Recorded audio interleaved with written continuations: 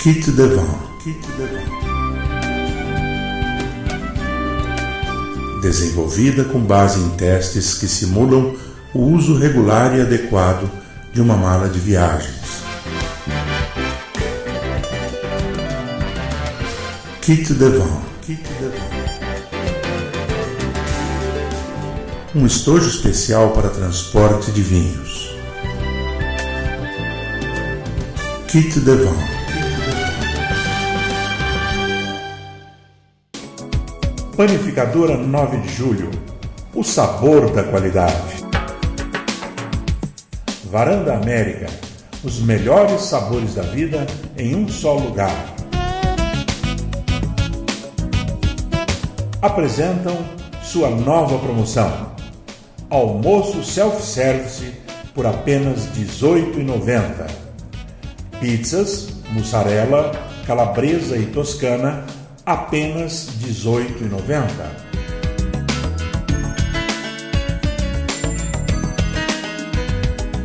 Agora também com Disque Delivery. Bom apetite!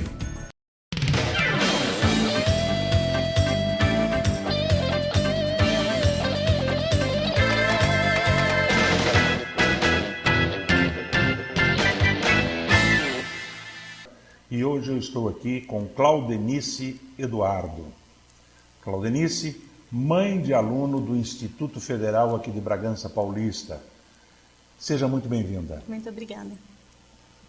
Claudenice, você foi convidada para que você pudesse explanar as suas preocupações em relação aos movimentos que estão havendo dentro da escola. Eu quero que você se sinta à vontade. Tá certo. Então, na verdade, assim, aconteceu a primeira manifestação de 3 dias, lá atrás, eu não me recordo exatamente a data. Isso pegou a gente completamente de surpresa, porque a gente não ficou sabendo, de repente meu filho chegou e falou, vai ter paralisação. Aí a gente até encarou numa boa, tá. Os professores estão em greves? Não, paralisação de alunos. Aí a gente ficou em alerta. Como assim? Se a gente não recebeu... é o Grêmio. Quem é o Grêmio? A gente não sabia, não tinha nenhuma informação. Tá. Aí nessa primeira, a gente foi na escola, a gente conversou com o DA lá, que é o centro acadêmico, que daí não são crianças, é um pessoal já adulto. Só que como a gente foi pego muito de surpresa, a gente também, mesmo assim, a gente se movimentou para querer saber, para ter informações que a gente não tinha, a gente não teve nenhuma informação. Passou, ok, não ficamos contentes pela forma como tudo foi conduzida, passou. Aí, da noite para o dia, montou-se o Grêmio, praticamente, né? Pelo menos, lógico que não foi exatamente assim, mas montou-se o Grêmio. Ok, tudo bem. O Grêmio é da galerinha de 15, 16 anos, tudo bem. Só que até agora, uma das coisas que a gente fica assim com uma enorme interrogação, ninguém nos apresentou o Estatuto do Grêmio. E a gente já pediu formalmente, já pediu para um, já pediu para outro. A gente vai, porque é um documento público, né, o Estatuto. E a gente precisa desse Estatuto, eu falei isso para eles, até para a gente não atropelar vocês. E a gente precisa saber da legitimidade das ações. Muito bem. Falando friamente, um Grêmio sem Estatuto não é legalizado. Isso é claro. Está dentro da legislação, inclusive... Olha, eu só quero frisar, não estou dizendo que eles não têm estatuto, eu estou dizendo que eles ainda não nos apresentaram, e já faz há muito tempo que a gente vem solicitando. Mas se é um documento público, você tem que ter acesso, você, seu esposo, os outros pais. Mas eu quero aprofundar um pouco mais. Claudenice, essa surpresa que você teve, não foi uma falha da não participação dos pais na escola? Possivelmente sim. Nós, realmente, a gente não participava, porque assim, o filho vai para a escola, está na escola, a gente está tranquilo. E a gente não tem a cultura realmente da participação dos pais.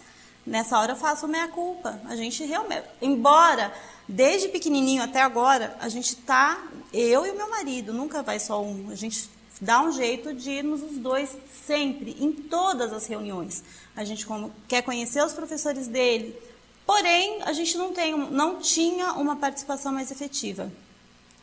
Diante de tudo isso que vem acontecendo, a gente mudou o nosso posicionamento, até por um convite do próprio coordenador do IFE, né? Ele deu uma cutucada que ele queria que os pais se reunissem, fizessem uma associação e não sei o quê, para a gente participar. Agora a gente não está indo para a linha da associação, mas a gente formou já um coletivo dos pais. Eu tive essa informação que vocês formaram um coletivo, que é uma entidade, apesar de não ser oficial, mas significa que vocês estão agora se preocupando Sim. mais profundamente com a saúde educacional dos filhos. Mas eu tenho a lhe dizer o seguinte, quem sabe esse momento não é exatamente benéfico a partir do momento que os pais começam a participar. É uma luta constante que todo professor tem e precisa dos pais na escola. Sim. Por qualquer motivo, por qualquer condição, os pais na escola ajudam a escola e ajudam os filhos. E até porque eles são menores de idade, então é necessário que a gente esteja mais perto mesmo, né?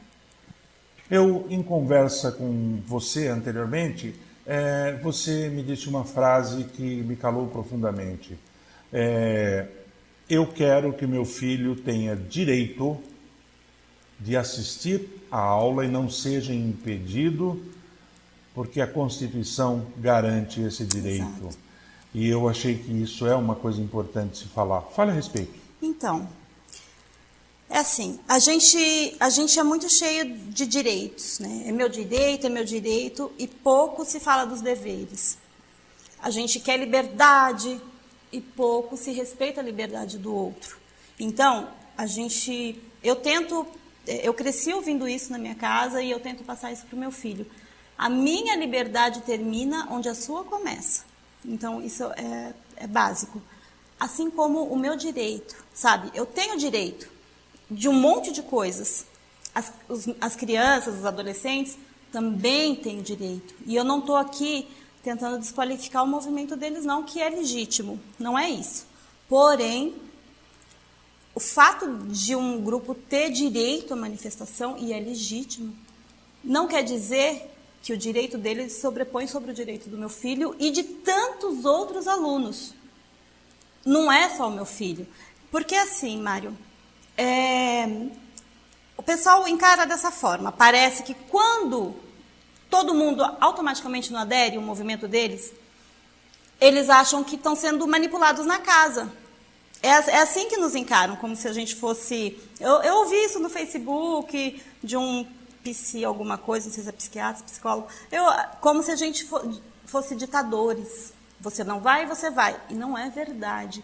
Quem nos conhece sabe. E até uns que nos acusa, nos conhece, porque já frequentou a minha casa. Então, assim, isso é um outro ponto. Mas, assim, a gente tomou partido ou foi atrás, porque o meu filho chegou em casa, ele fica desesperado, ele não quer parar a aula, ele quer estudar, ele leva muito a sério. Muito, muito mais. Às vezes eu quero, filho, descansa um pouco, o moleque estuda. Ele é dedicado. E aí, essa preocupação dele nos mobilizou. Então, está muito claro, outras crianças devem ter o mesmo perfil. E nesse perfil, ainda bem que tem, porque são crianças que foram selecionadas, estão numa escola de altíssima qualidade e querem ter o direito de estudar independente de qualquer movimento. Agora, é muito fácil as pessoas cuidarem da vida do filho dos outros, quando eles não têm os próprios filhos. E eu tenho informações, e você pode me confirmar ou não, se a UNE está lá dentro ou outras entidades que estão ligadas a isso. Eu vi uma entidade que coloca uma frase que é mais ou menos assim: monta o Grêmio e invade a escola. Peraí, quem é que tem o direito de interferir? Pois é. Então, eu não posso aceitar. E também, como não posso aceitar que ninguém de fora, externo, mesmo que tenha filhos, interfira na educação dos seus filhos. De dentro da minha Fale casa. isso. O que gela a nossa espinha é exatamente isso, Mário. Eu participei da Assembleia do Grêmio, porque a gente solicitou essa participação e o Grêmio aceitou, desde que a gente não interferisse. Ok, fomos como ouvintes. E aí, depois dessa Assembleia, que nossas antenas assim se alardearam mesmo. Por quê? O movimento é legítimo, e eu vou falar do movimento. Eu não quero nem entrar fora, eu não sei como é que foram conduzidos nos outros estados, nas outras escolas. Eu estou sendo bem bairrista, estou falando do Bragança Paulista. Eu acho que é legítimo. Esse é o primeiro ponto. Porém, a Assembleia daqui foi totalmente conduzida por como que eu posso dizer? Representante da UPS, que é a União Paulista dos Estudantes. Sim.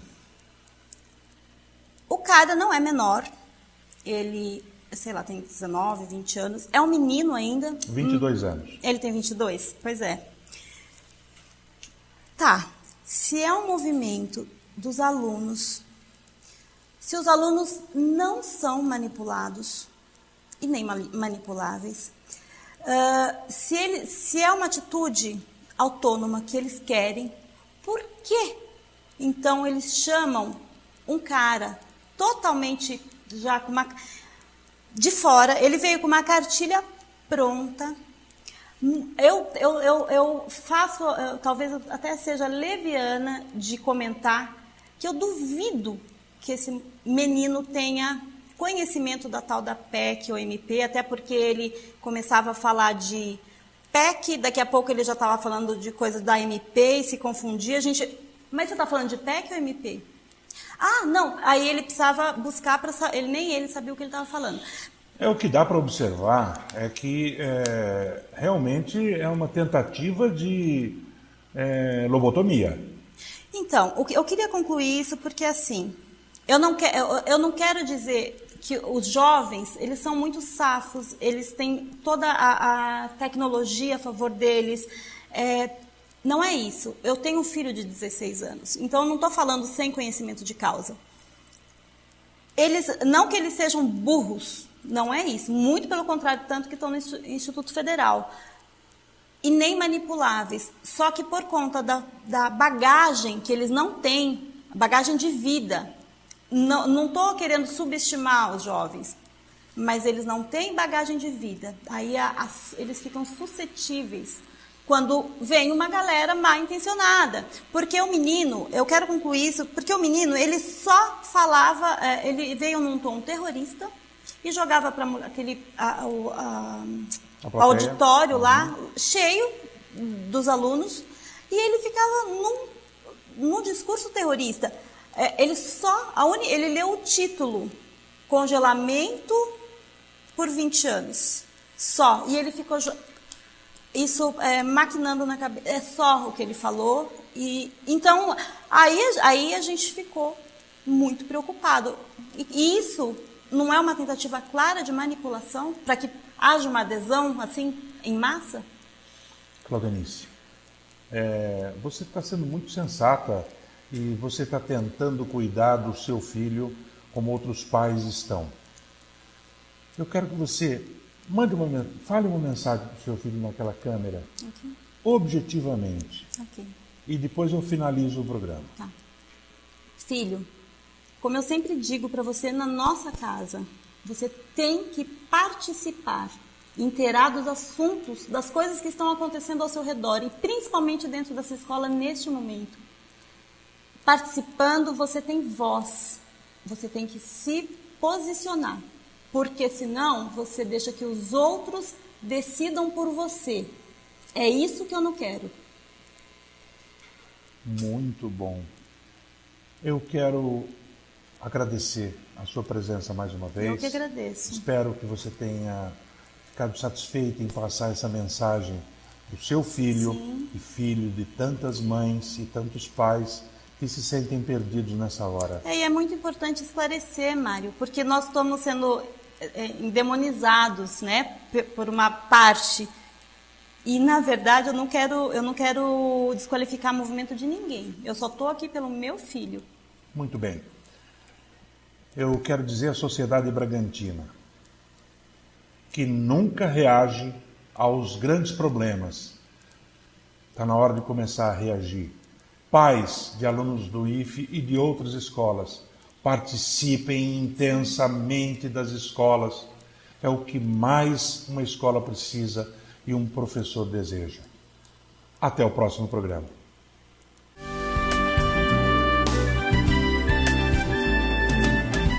Kit Devant. Desenvolvida com base em testes que simulam o uso regular e adequado de uma mala de viagens. Kit Devant.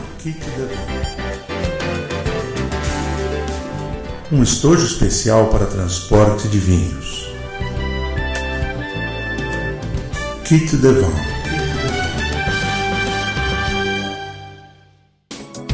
Panificadora 9 de Julho. O sabor da qualidade. Varanda América. Os melhores sabores da vida em um só lugar. Apresentam sua nova promoção. Almoço self-service por apenas R$ 18,90. Pizzas, mussarela, calabresa e toscana, apenas R$ 18,90.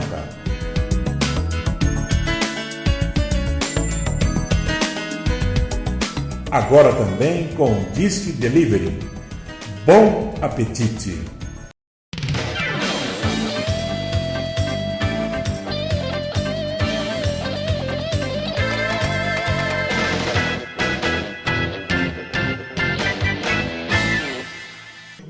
Estamos aqui com o vereador eleito, João Carlos de Carvalho. Seja muito bem-vindo. Um abraço para você, Mário, para todos que nos assistem através dos 10 minutos de conversa. Para mim é um prazer e uma satisfação estar ao seu lado. Muito bem, você é a segunda vez que vem ao nosso programa. Da primeira vez você era pré-candidato a prefeito. E você foi muito bem, a sua entrevista foi muito bem esclarecedora. Agora, eleito como vereador. E já foi presidente da Câmara por 2 vezes. E eu me lembro bem da sua atuação. Tenho críticas, tenho elogios, mas foi positiva. Eu gostaria que você agora me falasse alguma coisa a respeito desse novo momento. Bom, Bragança passa por uma grande turbulência ainda. Só a eleição de 2016 não significa o fim, de todos os problemas que Bragança tem enfrentado. A administração do PT, comandada aí pelo prefeito Fernão Dias, pela vice Huguete, e a própria Câmara, que está se despedindo dessa legislatura, na opinião pública, ela foi caótica. A destruição de Bragança Paulista aconteceu nesses últimos 4 anos. O pouco que se tinha feito anteriormente, ou o pouco que, ao longo dos anos, se construiu em Bragança Paulista, em todas as áreas, foi totalmente destruído. Não sei como o Partido dos Trabalhadores, o PT, conseguiu fazer com que Bragança chegasse ao fundo do poço. Só a eleição de 2016, a qual nós, o grupo de vereadores, se elegeu, o novo prefeito, Jesus, o Amauri, não significa o fim de tudo isso. A população agora fez uma das partes e ela terá que continuar fazendo. De que maneira? Cobrando, fiscalizando, estando junto, não deixando o político, o novo eleito, se acomodar. Eu acho que houve nesses 4 anos uma certa acomodação por parte da própria população, que devia de ir às ruas, devia de ter cobrado. A Câmara Municipal ela foi cooptada eu não sei dizer em troca de quê, mas ela foi cooptada, porque ela silenciou os 4 anos, ela foi conivente com tudo aquilo que o prefeito fez, com tudo aquilo que o prefeito fazia e ainda está fazendo, né? Então eu vejo que Bragança passa a viver um novo momento, mas um momento de muita seriedade. A população, o eleitor vai ter que cobrar os projetos dos vereadores, vai ter que cobrar aquilo que o discurso do prefeito eleito apareceu nos programas de televisão, apareceu nos livretos, nos panfletos, nos folders, os slogans que foram criados. Eu acho que tudo isso tem que ser guardado embaixo do braço pela população para que, né, nós não tenhamos aí 4 anos sem resultado daquilo que se espera. Perfeito? Você, então, admite a cobrança, o que é democracia. E essa cobrança, eu também acredito que ela vai ser maior, porque as pessoas estão absolutamente desiludidas com a política. E nesse momento também desiludidas, porque o aumento salarial dos vereadores foi para 11.985, alguma coisa assim. Está surgindo uma ideia e uma corrente, que eu chamo corrente do bem, para que o vereador dê exclusividade à Câmara. O que você acha disso? Eu penso semelhante a isso. Eu, quando fui presidente da Câmara, eu não aumentei o salário dos vereadores. Quando eu era presidente da Câmara, o salário estava na faixa de R$6.000 e pouco. O que eu criei dentro da Câmara Municipal e um projeto que depois ele foi desfeito pelo atual presidente e pela atual legislatura. O aumento dos vereadores seria da seguinte maneira, que eu acho que, na minha opinião, é o mais coerente. Por algum índice, ou pelo IPC, ou pela inflação, conforme o aumento que se dá para o funcionalismo público da Prefeitura, você repassa ao salário dos vereadores anualmente. Essa foi a lei que eu deixei pronta e aprovada como presidente da Câmara no meu último ano de mandato. E não subi, não aumentei 1 centavo o salário dos vereadores na minha época. Aí, de repente, os outros vereadores subsequentes, eles entenderam que deveriam de aumentar o salário. Isso gerou uma grande discussão, um grande debate e acabou acontecendo. Um momento inoportuno, né? Um aumento legal dentro da legislação, mas imoral. Pelo momento de crise que o país passa, o município então nem se fala, e houve esse aumento, né? A questão da exclusividade do tempo real da pessoa, o tempo comercial do vereador é muito subjetivo isso aí. Eu, pelo menos, sempre tive outras atividades e sempre me dediquei quantas horas foram ou sejam necessárias à minha vereança. Eu sempre fui um vereador, tanto que eu me reelegi 5 vezes seguidas, né, pelo trabalho que eu fazia. Eu tinha o meu escritório chamado Gabinete do Povo, que eu atendia fora das dependências da Câmara Municipal e que eu vou reinaugurá-lo agora em janeiro. Vai ser ali na região do Lavatés, o Gabinete do Povo volta com as suas portas abertas, porque eu entendo que nós temos que dar um outro tipo de atendimento à população, aquele atendimento formal, onde o cidadão não precisa ir à Câmara, não precisa ir à Prefeitura, de maneira protocolar. O cidadão ele tem uma certa timidez para isso. E eu, no Gabinete do Povo, consigo receber as pessoas da maneira como elas são. Às vezes logo após o trabalho, com a mochila nas costas, com a criança no colo. E esse tipo de atendimento faz com que o cidadão exponha para o vereador o seu sentimento. E através do sentimento do cidadão, você consegue elaborar leis, você consegue encaminhar proposituras, você consegue ir até os bairros de uma maneira mais rapidamente e também cobrar o prefeito. Então eu vejo que é muito relativo. Às vezes, vamos que isso ocorra de eu ter que dar atendimento 8 horas por dia, o horário normal, isso é muito subjetivo. Eu, pelo menos, não vejo a necessidade. O salário até podemos discutir, a questão do orçamento do município, as metas fiscais que nós teremos agora para o ano de 2017. Eu tenho já um pedido na Câmara da peça orçamentária de capa a capa para ver o que foi elaborado para o próximo orçamento, elaborado por essa administração que está saindo. Uma administração que não fez nada. O que será que eles colocaram lá? Será que nós não vamos ter que fazer aí uma situação extraordinária de refazer esse orçamento? Porque a partir do momento que nós assumirmos e o prefeito assumir, nós podemos sim refazer esse orçamento para ver se as prioridades estão bem estabelecidas, para que nós não fiquemos na mesma deixada aí pelo Partido dos Trabalhadores. Falando em montar um escritório, você está falando em captar necessidades para se elaborar projetos. Me assusta um pouco isso, a partir do momento que eu tenho em mãos aqui uma ata da reunião da Curadoria da Saúde Pública, onde cita 6 ou 7 vereadores da Câmara atual e que eles tentavam a facilitação de atendimento médico em relação à saúde. Esse escritório não pode ser interpretado dessa forma? Não, ele é justamente para isso. Se nós temos alguém nos procurando para angariar ou porque está há muito tempo numa fila de um exame, de uma consulta, alguma coisa está errada lá no atendimento.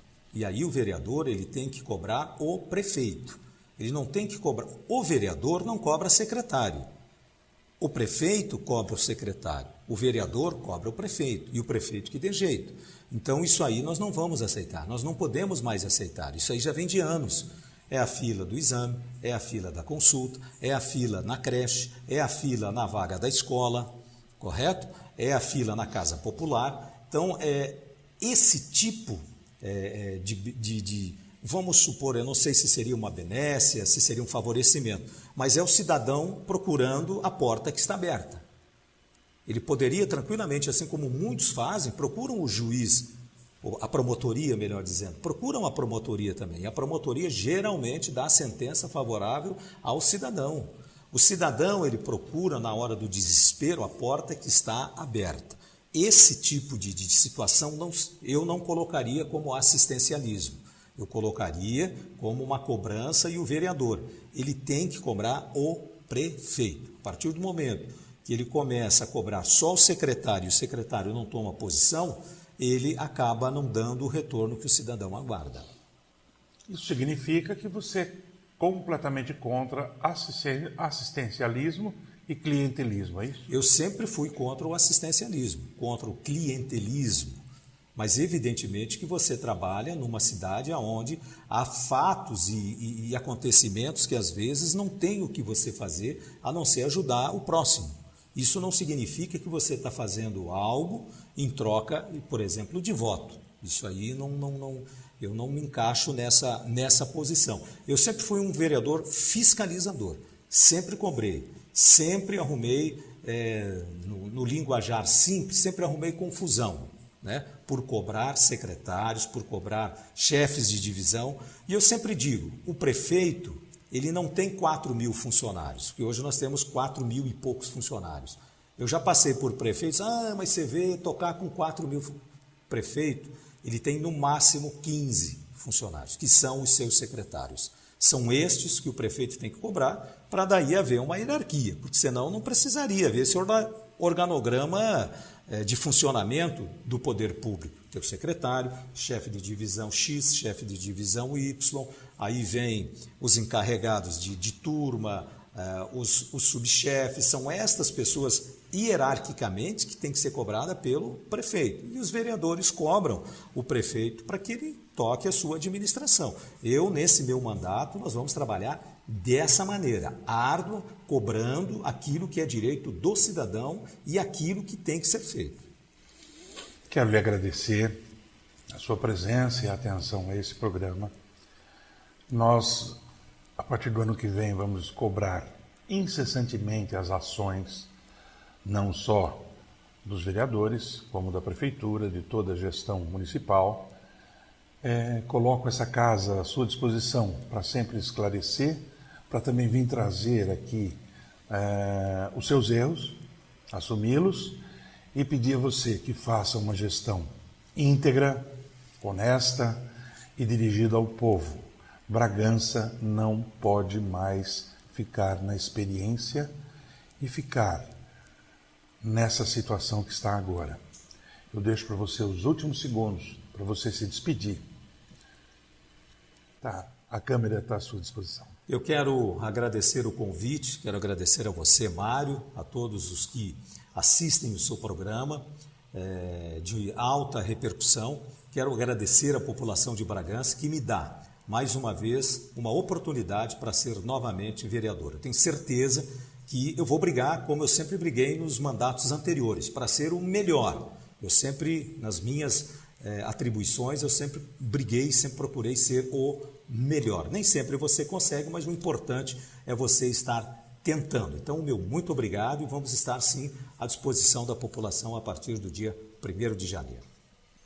O programa 10 Minutos de Conversa faz as perguntas, o entrevistado responde e você faz a análise. Até o próximo programa.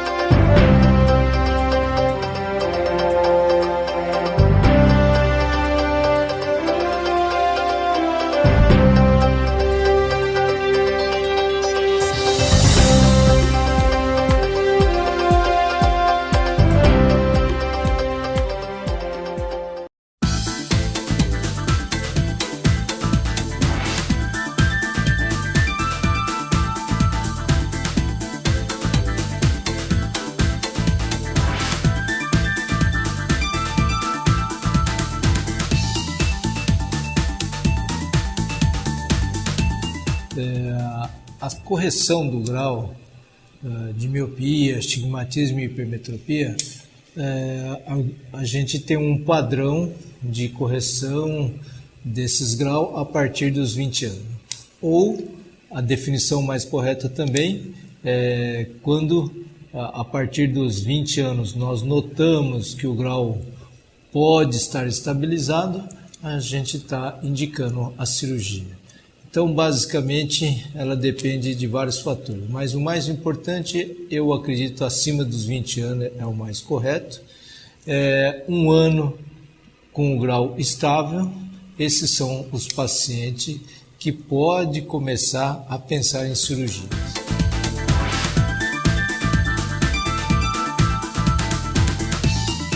Nem todos os pacientes podem submeter essa cirurgia, pois depende de algumas condições próprias do olho, né?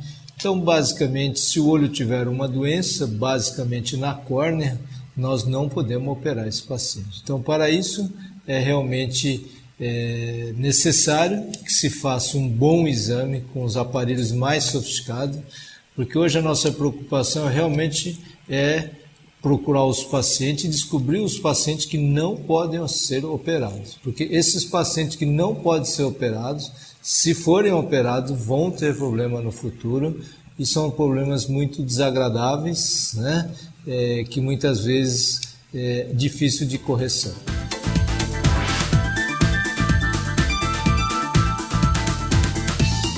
Esses aparelhos mais modernos, ele basicamente corrige tudo que você tem no olho, dentro, lógico, de alguns limites. Mas a cirurgia realmente ela corrige a miopia, o astigmatismo, a hipermetropia. Então, realmente faz um serviço completo. Isso realmente é possível nos dias de hoje, principalmente nessas máquinas mais sofisticadas.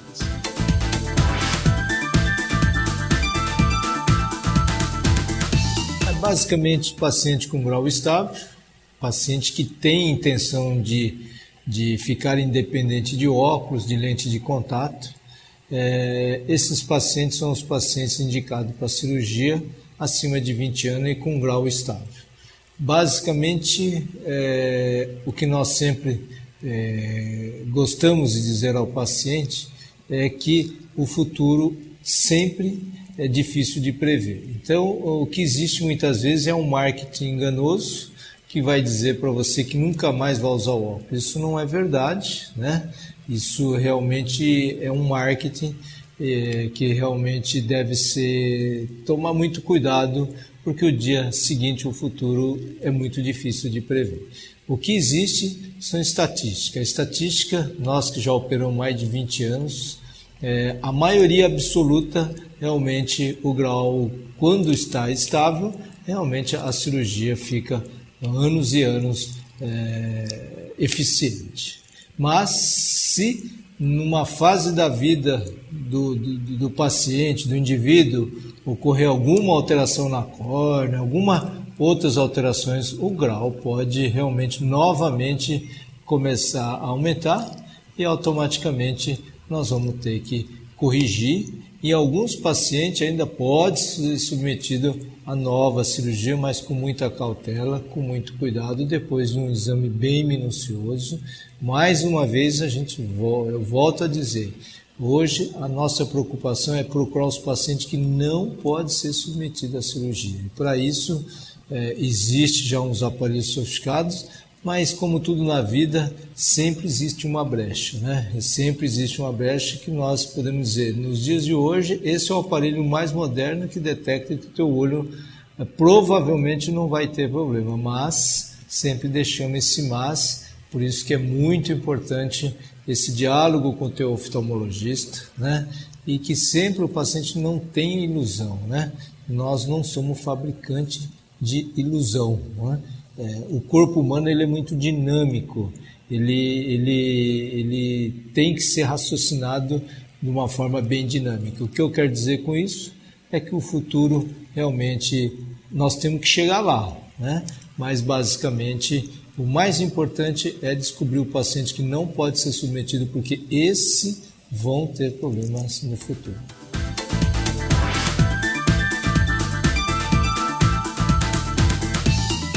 Basicamente, isso são os olhos que têm alguma doença.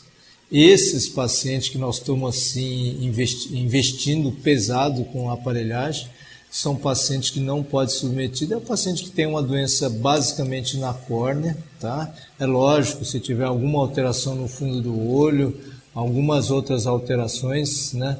Esses pacientes não podem ser submetidos. Existe o outro lado importante, que é o lado psicológico, né?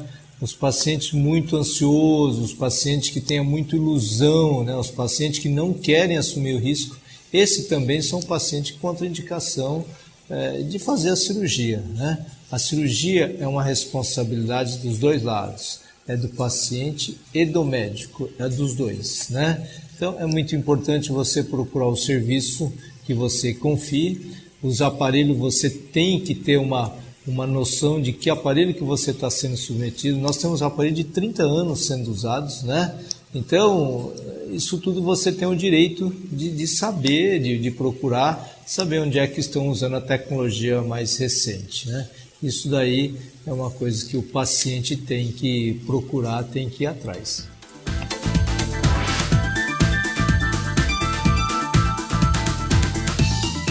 Essa é uma pergunta que todo mundo faz e às vezes a gente fala que no meu olho não vai doer de cirurgião, mas do paciente também não vai.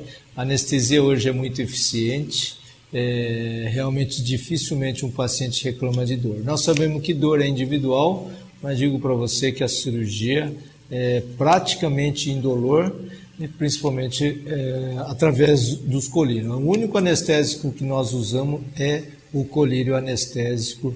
Não tem injeção, né? Não tem sedação, basicamente é só o colírio e a gente consegue fazer a cirurgia muito tranquilo.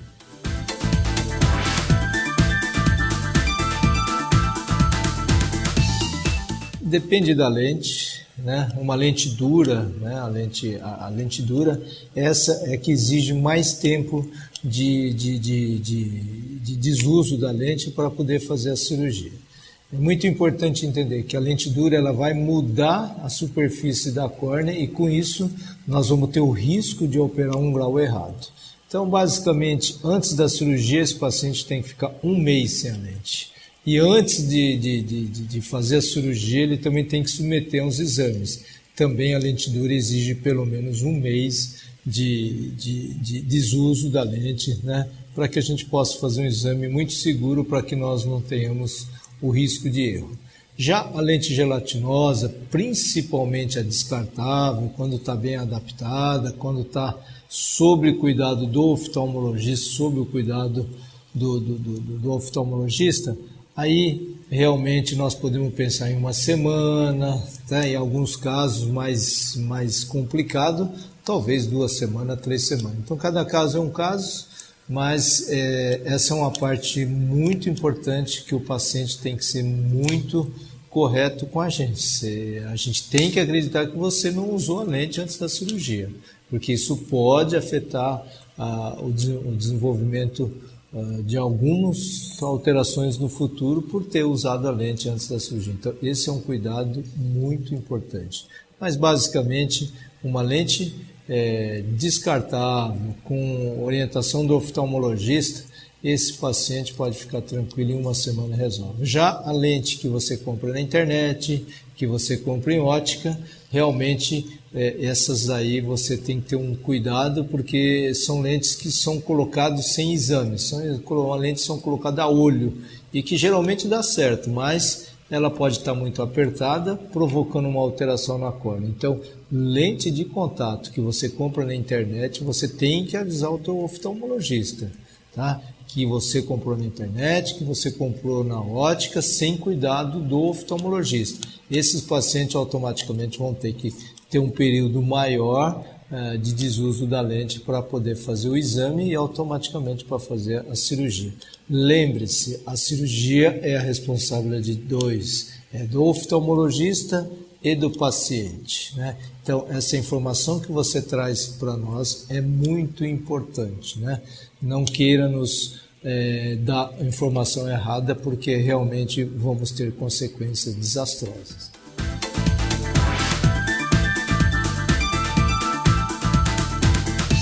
Esses pacientes com certeza estão acima dos 40 anos, né?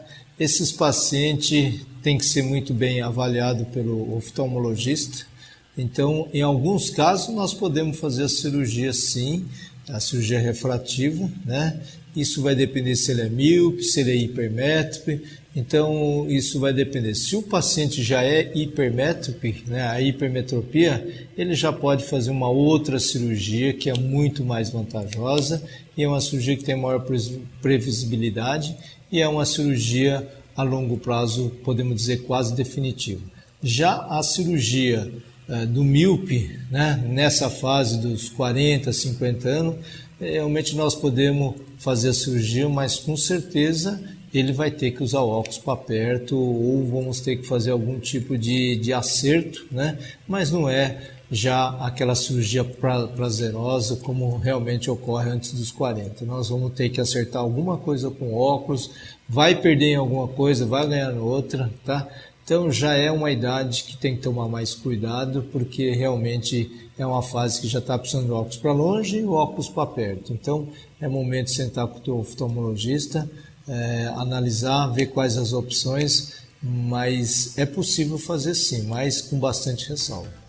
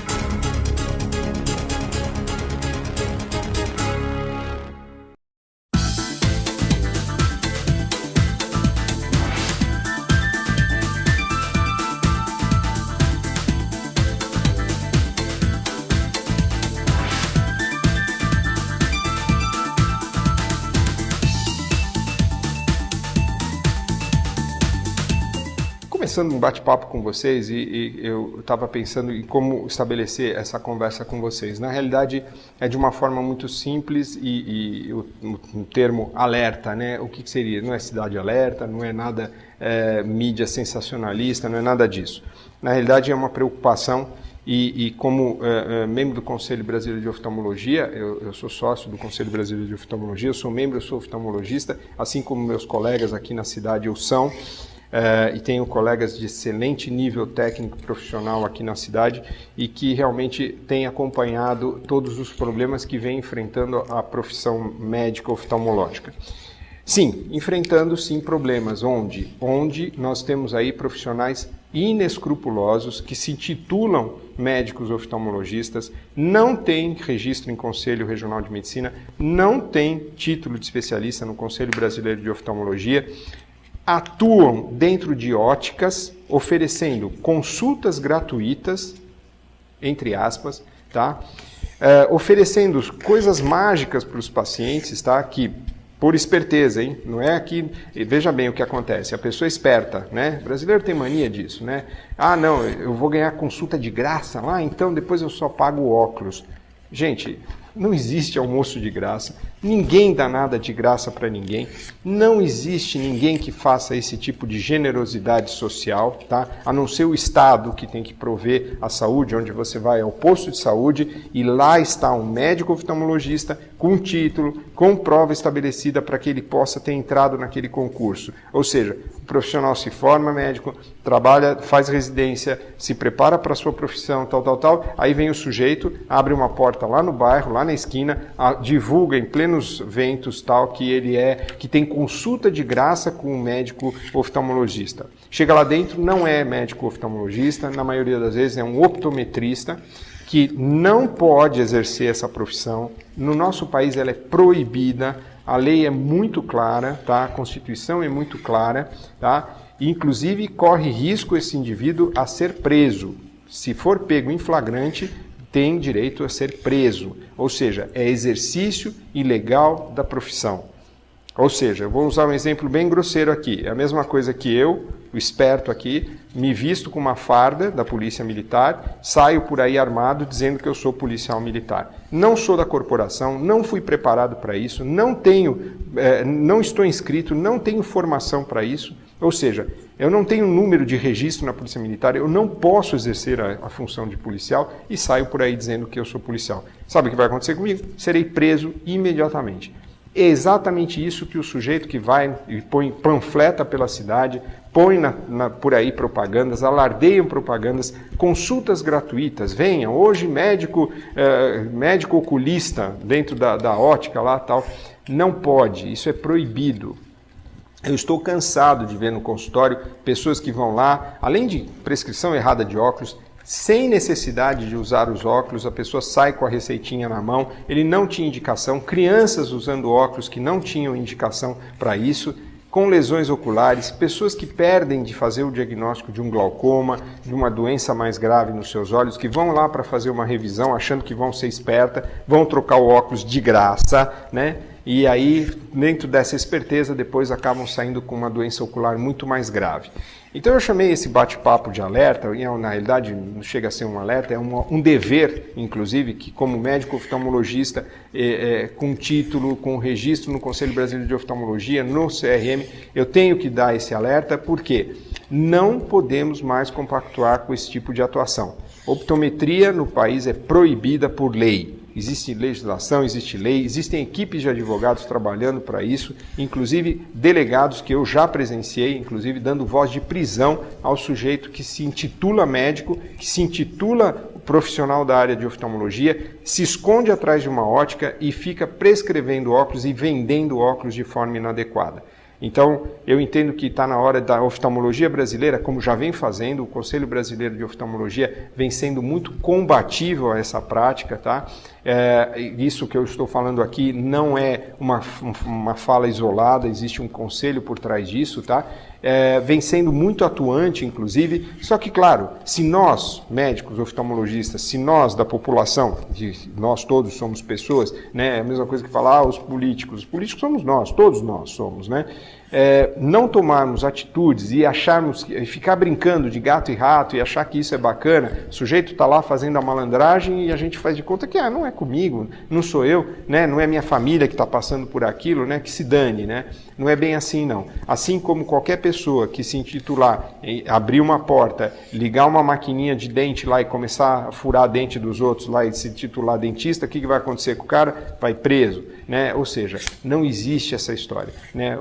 Existe o profissional auxiliar odontólogo que trabalha junto com o dentista, existe o dentista que tem o CRO dele, o sujeito se forma, se prepara, investe em equipamentos e tal, e ele é o profissional que tem responsabilidades, inclusive, para cuidar da saúde bucal das pessoas. Eu uso essas comparações, eu não estou aqui para falar do dentista, estou falando aqui da oftalmologia, mas na realidade isso é uma comparação que serve para todas as profissões, né? O advogado que tem o seu registro na OAB, né? Ele é um advogado, ele que está preparado para nos defender, enfim, e manter a Constituição. E agora, nessa febre, nessa farra que está acontecendo, dos optometristas ou sujeitos, até médicos, inclusive, que têm até CRM, que se intitulam e não são oftalmologistas e atuam dentro de óticas, né, dentro de estabelecimento óptico, que não pode, é proibido por lei, tá? Isso é muito claro, assim como o médico oftalmologista não pode ser proprietário de ótica, isso é muito claro também, tá? Por uso, o quê? Incompatibilidade, isso existe,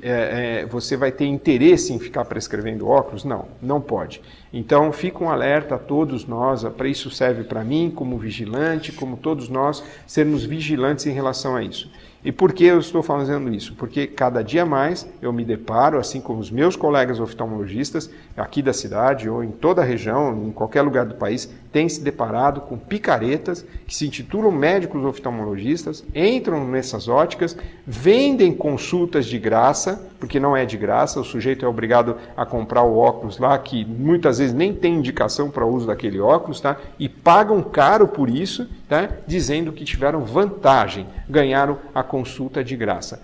Como eu disse, não existe nada de graça, ninguém dá nada para ninguém, ninguém é anjo salvador da pátria, salvo algumas campanhas que são feitas pelos clubes sociais, Lions, Rotary Club, as campanhas realizadas pelo Conselho Brasileiro de Oftalmologia, que são campanhas sérias, que são feitas dentro das escolas para as crianças carentes, as campanhas de cirurgia de catarata, onde você vai até na Amazônia operar aquelas pessoas que não têm acesso ao mínimo, essas são campanhas sérias. Do mais, esse pessoal que se intitula e vai nas escolas examinar as crianças de graça, né? Vim aqui para ver se está todo mundo enxergando bem, eu sou super bonzinho, tá?